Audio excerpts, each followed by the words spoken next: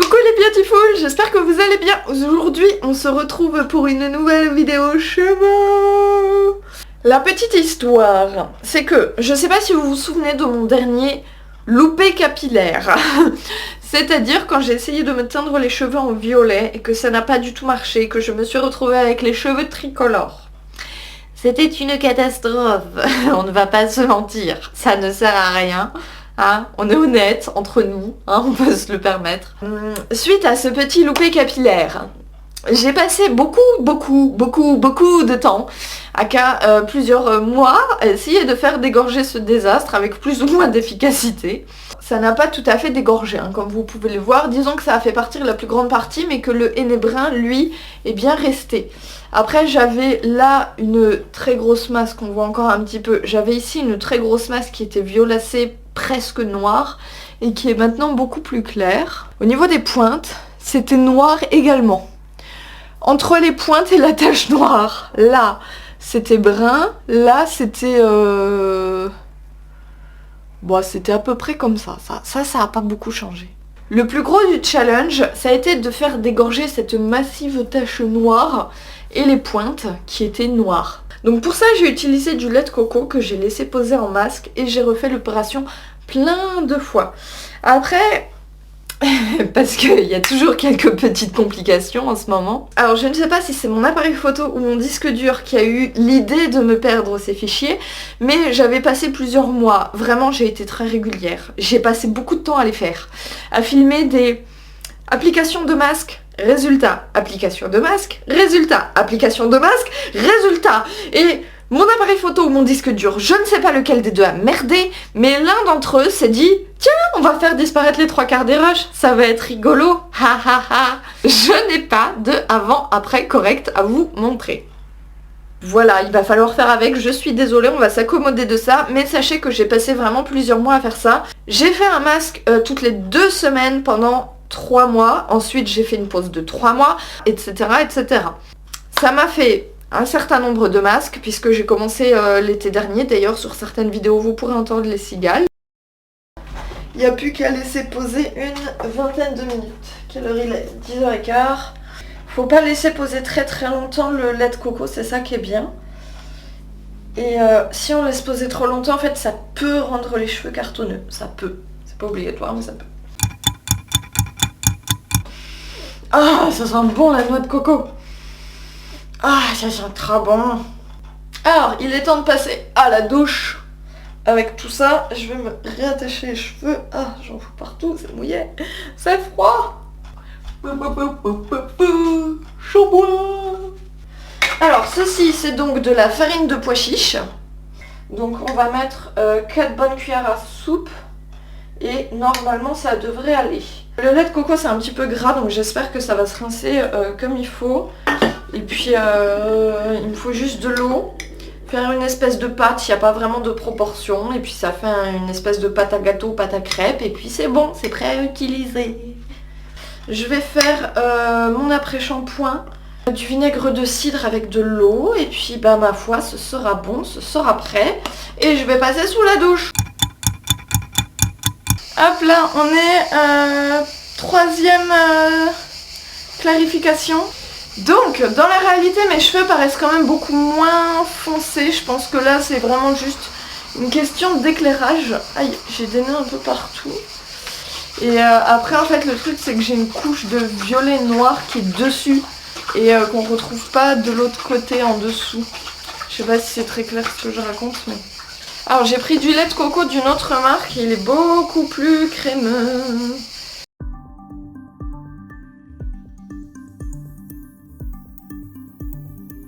Il n'y a plus qu'à laisser poser et puis après on va faire un petit shampoing tranquillou. Ça tient tout seul. Bref, je vais aller me rincer les mains et dans une vingtaine de minutes je passerai sous la douche pour rincer tout ça, laver tout ça et être propre de la tête aux pieds. Ah, ça va me faire du bien. Voilà, à tout à l'heure pour le résultat. Donc voilà, ça c'était mes cheveux avant. Et ça, ce sont mes cheveux maintenant. c'est déjà beaucoup mieux parce que la tache qui est sur le dessus, ici, derrière, a déjà beaucoup disparu. Et les pointes sont d'une couleur qui match à peu près, on va dire, les racines. Encore une fois, le lait de coco c'est un masque qui apporte beaucoup de protéines aux cheveux et en fait si on en met trop ça rend les cheveux cassants. Du coup c'est pour ça qu'il faut impérativement faire des pauses entre les masques, même si je sais quand on veut faire des gorgées, une coloration, je viens de le vivre moi-même, on a envie que ça parte tout de suite, tout de suite, tout de suite. Mais en fait, patience et mère de sûreté parce que du coup ça évite de se retrouver avec des cheveux qui sont cassants. Et du coup on garde quand même des pointes en bonne santé. Et je sais, mes cheveux sont fins, c'est pas la peine de me le faire remarquer. Je suis au courant. Ensuite, ça a été une très longue délibération avec moi-même. Est-ce que je reteins tout en brun châtain chelou comme j'avais avant ? Est-ce que je fais une couleur plus claire comme j'avais après? Est-ce que je refais un espèce de blond? Est-ce que je refais une tentative de violet? L'accent du sud c'est gratuit. Du coup je me suis dit qu'on allait refaire une tentative de violet avec de la betterave. La betterave j'avais essayé il y a un sacré bout de temps, je vous cache pas. J'avais pas du tout utilisé la méthode que je m'apprête à utiliser là maintenant, donc là c'est un crash test le plus total. Et que la méthode que j'avais utilisée n'avait absolument pas marché. Ce que j'avais fait c'est que j'avais chopé mes cheveux comme ça, je les avais mis en boule, je les avais trempés dans du jus de betterave et après je les avais enfermés dans du cellophane et j'avais laissé poser 1 heure. Ça ne marche pas du tout. Vraiment. Voilà, donc là je m'apprête à faire une autre méthode et pour ça il me faut le pouvoir de la crème de soja. Pourquoi de la crème de soja? Parce que la crème de soja ça sert à délier le henné. Et cette fois-ci je vais prendre du henné blond et non du henné brun, marron, châtain, je sais pas quoi. Je pense que mon erreur de l'autre fois c'est que le henné était vraiment beaucoup trop foncé. Voilà, en plus le délire c'est que je l'avais vraiment très mal réparti, d'où les taches, parce qu'en soi la coloration avait marché mais elle était mal répartie. Donc voilà, à la place on va préparer ça avec du henné blond et comme ça en plus ça vous permettra de voir ce que donne du henné blond sur des cheveux qui sont plus foncés. Parce que je reçois régulièrement des messages me demandant si on fait un henné blond par exemple sur des cheveux qui sont noirs, est-ce qu'on aura des cheveux blonds à la fin? La réponse est non, mais du coup cette fois-ci, vous allez voir réellement ce que ça va donner. Pour le préparer, j'ai besoin d'un bol, d'une... Alors, avant, j'avais une cuillère à henné. Je sais pas ce que j'en ai fait. Peut-être c'est mon lapin qui l'a mangé. Peut-être c'est mon chien qui l'a mangé. J'en sais rien. On a besoin du coup de henné. On a besoin de crème de soja. Vous pouvez aussi utiliser du yaourt nature ou du yaourt végétal ou ce que vous voulez. Ensuite, pour la coloration violette, il faut de la poudre de betterave. On va mettre tout ça dans le petit bol, on va faire de la magie. Pour ce faire, on va donc commencer avec le henné. Pour ça, on va mettre... Hop. Ah, la vache. Oh, mais il est sérieux? Ça y est. Dans un petit bol. Petit rappel, le henné ne supporte pas le métal ou le... plastique ou tout ce qui est conducteur d'électricité en réalité. Du coup j'ai utilisé un bol en porcelaine, je vais mettre un demi-pot de henné. Je vais adapter au fur et à mesure de la recette. Et puis on verra bien.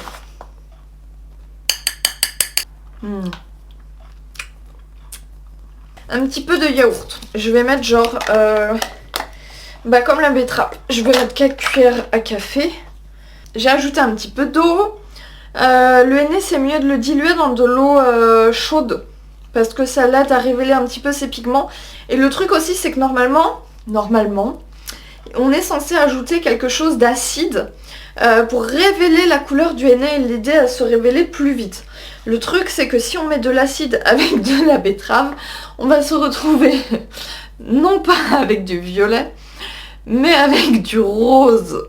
Donc on ajoute encore un petit peu d'eau jusqu'à obtenir une pâte assez épaisse. Et je pense que j'ai définitivement pas mis assez de betterave.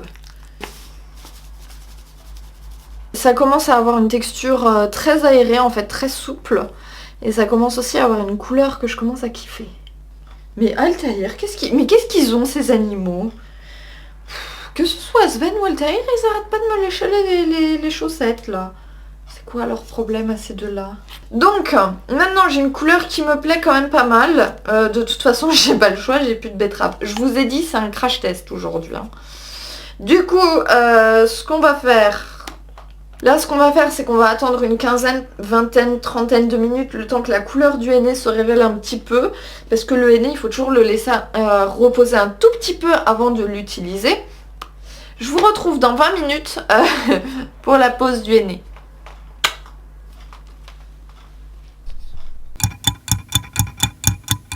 On va aller dans la salle de bain. Yes.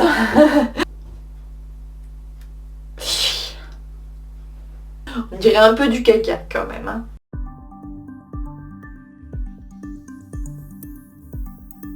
Bon, déjà l'application, je sais d'instinct que j'ai pas mis assez de betterave.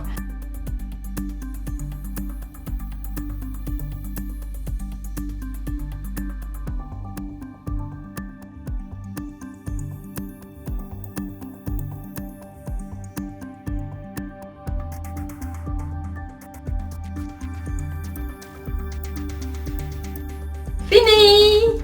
Finito! J'ai un beau chapeau. Et on n'a plus qu'à laisser poser ma foi, 4 ou 5 heures. On n'est pas pressé. Pas du tout. Je vais surtout aller me rincer les mains parce que si ça reste de cette couleur là, au quotidien ça va être difficile à assumer. Je vous retrouve demain matin, une fois que j'aurai rincé, shampooiné mes cheveux, laissé sécher et dormi. Éventuellement, parce que là vous ne le savez pas, mais on est tard le soir et je suis éclatée de fatigue. À demain, bisous. Oh, merde, je me suis cassé la gueule. Oh purée, je suis une catastrophe. Bisous.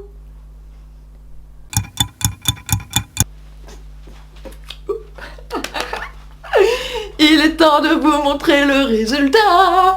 Ouh, doudou, doudou. Franchement, je suis assez contente parce que je m'attendais pas trop à ça. Alors, ce n'était pas la couleur voulue, mais c'est une surprise et c'est une bonne surprise cette fois-ci.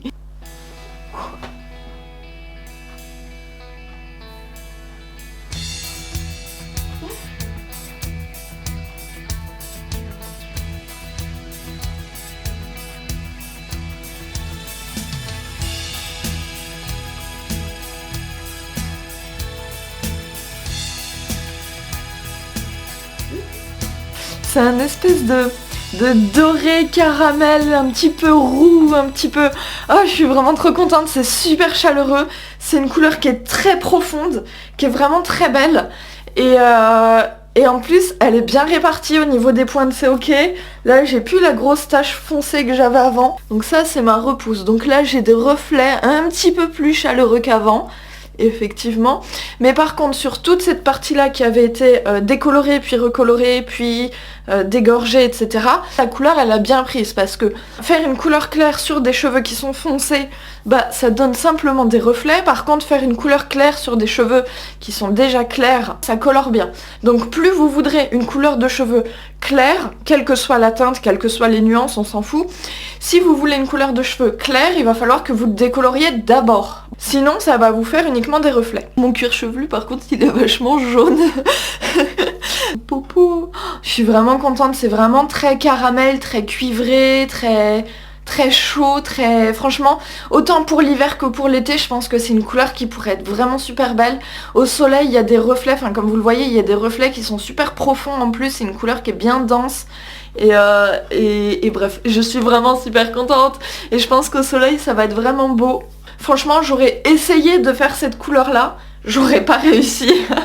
Donc là, hein, franchement, les accidents, des fois il y a des loupés, mais des fois ça a quand même du bon. J'espère que cette vidéo aura été instructive et que ça vous aura apporté quelques réponses à quelques questions que vous vous posiez sur les colorations naturelles, les colorations végétales, les dégorgements de couleurs, etc. Si vous en avez encore, n'hésitez pas à me laisser un commentaire, je vais essayer de vous répondre rapidement. Qu'est-ce que je voulais vous dire d'autre? Eh ben écoutez, pas grand chose. Je vais vous souhaiter une très bonne fin de week-end, une très bonne semaine selon quand vous regardez cette vidéo. Je vous fais plein de gros bisous et je vous dis à la semaine prochaine dans la prochaine vidéo.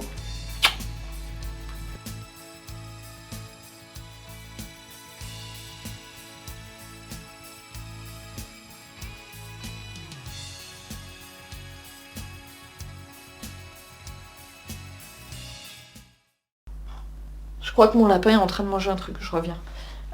Bonjour. Son nouveau délire, c'est de sauter dans mon linge sale et de s'amuser avec. Qui est vraiment un petit taré, hein. Altaïr, qu'est-ce que tu fais? Viens là. Eh oui. Hop là. Eh oui. Un lapinou. Un lapinou. Et si vous vous demandez où est passé mon chien, il fait la sieste parce qu'on a fait 4 heures de balade et du coup il est KO.